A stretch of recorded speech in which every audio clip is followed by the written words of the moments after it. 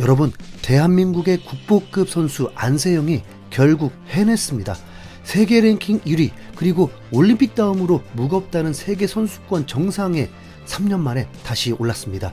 사실 안세영이 우승할 거라는 것 자체는 의심의 여지가 없었습니다. 세계 랭킹 1위, 2위와의 포인트 격차만 10,000점 이상이거든요.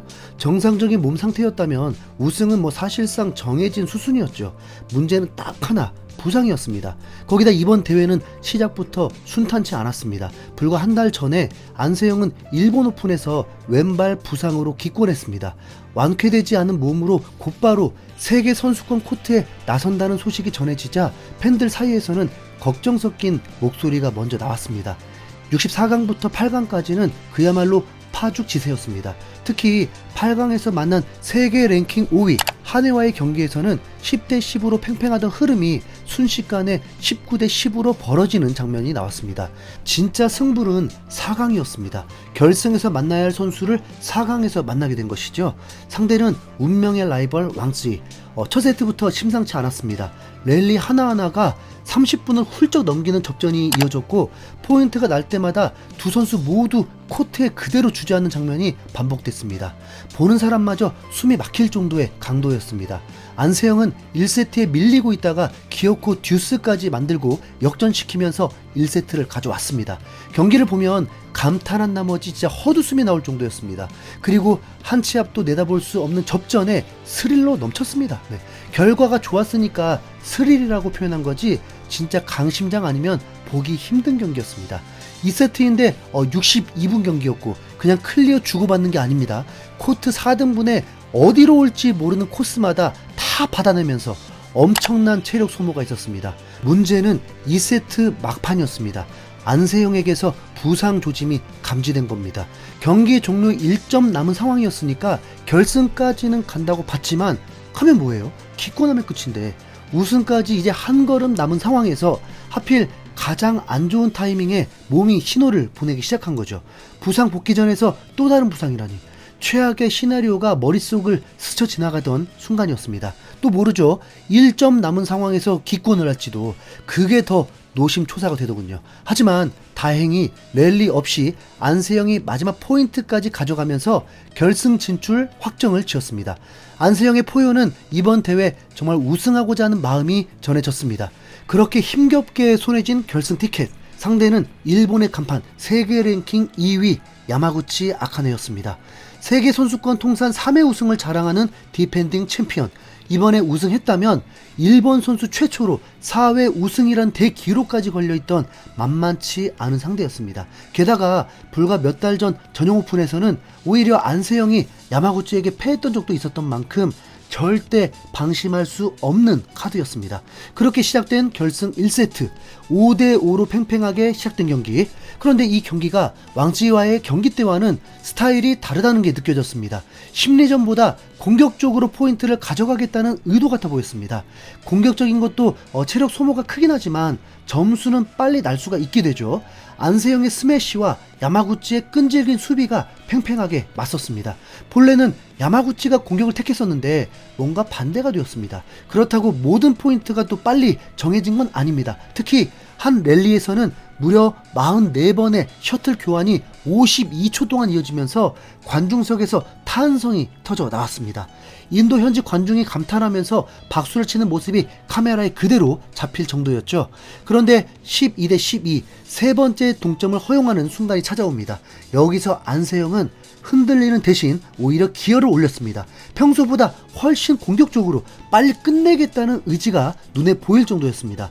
확실히 안세영의 경기 스타일이 바뀐 겁니다. 그런 경기를 응원하는 건 더 재미가 더해지죠. 하지만 위기는 다시 찾아옵니다. 15대 16 야마구치에게 역전을 허용한 겁니다. 심지어 야마구치가 건 챌린지가 그대로 인정되면서 승부의 추가 완전 넘어가는 듯 했습니다. 바로 그 순간 안세영은 무너지지 않았습니다. 곧바로 동점을 만들더니 원스텝 기습 스매시로 다시 역전에 성공했습니다.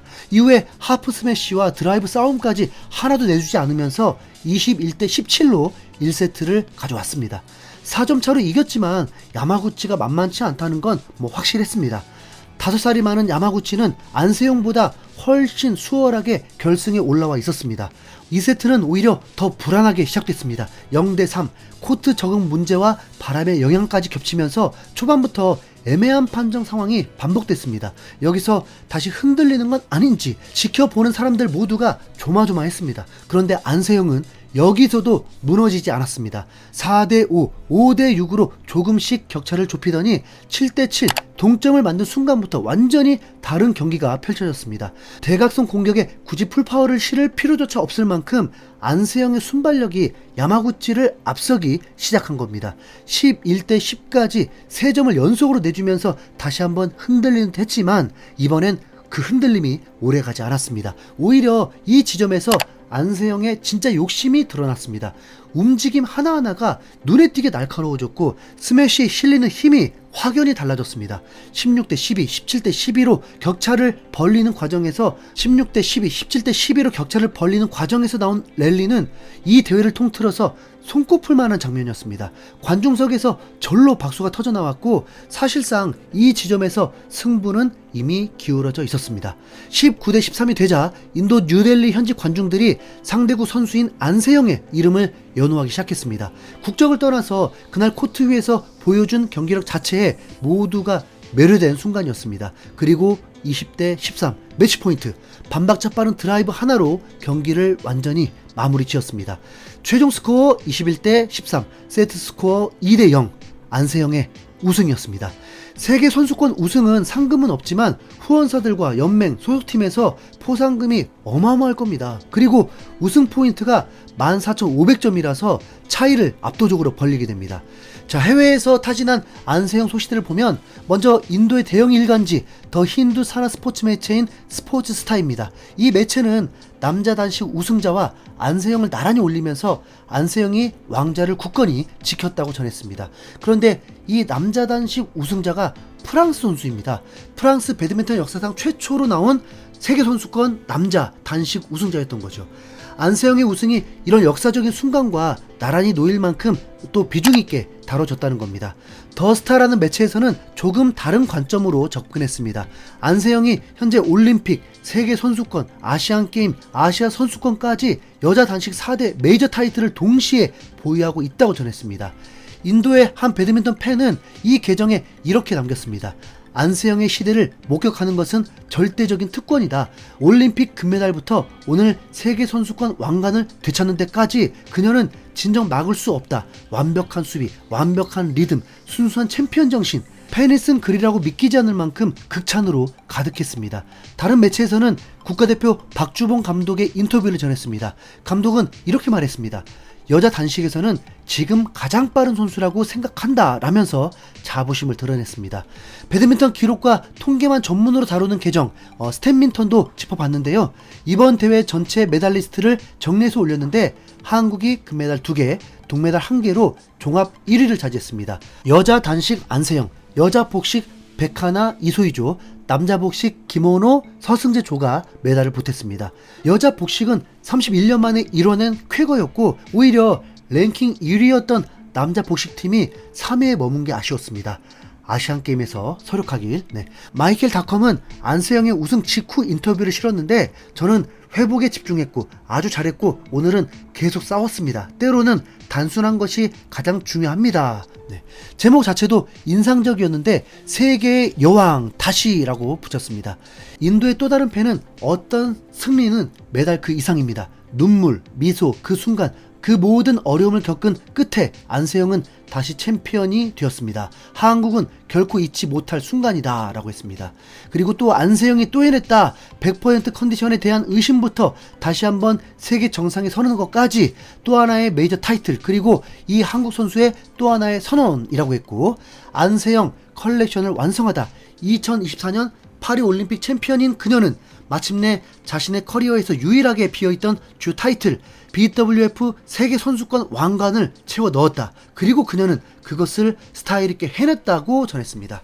일본 매체들은 그냥 컴팩트하게 안세영 우승을 전했고 몇몇 댓글에서는 안세영은 넘사벽이라는 분위기였습니다. 안세영은 배드민턴 역사의 고아트가 되려면 오직 자신과의 싸움만이 남아있습니다. 부상 관리를 잘해야 하고 계속 욕심을 내야 합니다. 그러면 세계 랭킹 1위 최장 유직 신기록도 세우게 되고 올림픽 2연패를 도전할 때는 전성기 26살 때라서 마음만 먹으면 3연패 도전도 가능할 나이입니다. 참고로 33살에 올림픽 금메달을 딴 중국 선수가 있습니다. 세계 선수권도 한 번만 더 우승해도 타이 기록이 됩니다. 이 엄청난 선수에게 관심을 가져보세요. 네, 정말 재밌습니다. 이제 아시안게임 2연패를 향해서 잘 쉬고 일본에서 우승 소식 기다리겠습니다. 이상 흰수염 고래였습니다. 감사합니다.